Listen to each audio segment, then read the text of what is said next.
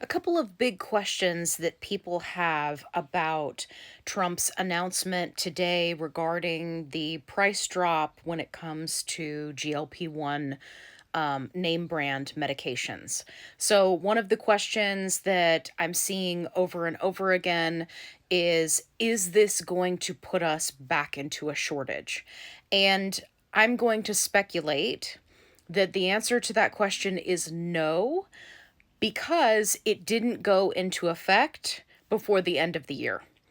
So we're looking at potentially an April 1st, 2026 date for all of this to go into effect, which means that gives Eli Lilly and Novo Nordisk time to build up a stocking, right? If they're not already. I mean, these plans have kind of been in discussion for quite some time. So I imagine if they knew whether or not they were going to come to the table, right, and cooperate, then they would also know, okay, we need to work on building up stock.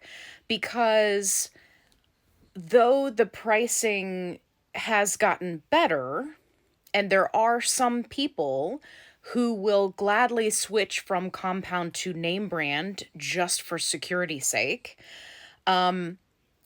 I don't know that it'll be a big enough push to really put us into a shortage. Now, if the pricing was extremely competitive with compound, right? Like put them out of business competitive, then I would say yes. Absolutely, we should definitely be concerned about that, and I think that, the pharmaceutical companies would be as well. The other question that I'm seeing a lot of is this going to affect compounding? I think that if compound telehealth companies and compound pharmacies are smart, I think that what they will do is use this as an opportunity to grab up all of the customers. What am I talking about? Well, we're already seeing a large number of people commenting online about how they're losing coverage for January 1st, 2026.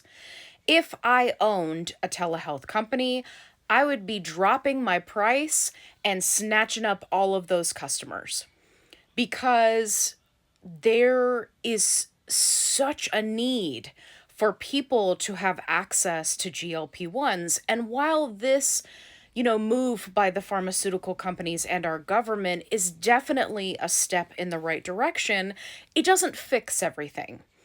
Am I happy about it? And do I hope that they, go through with everything and it provides much needed coverage for GLP-1s, especially to the Medicare and Medicaid crowd? Absolutely.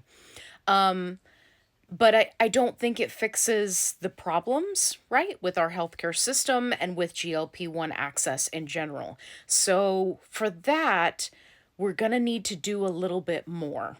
And I think that these compounding companies and telehealth companies have already shown that their pricing can be very competitive. It's a race to the bottom. And I think that 2026 is going to be really interesting for the world of GLP-1s.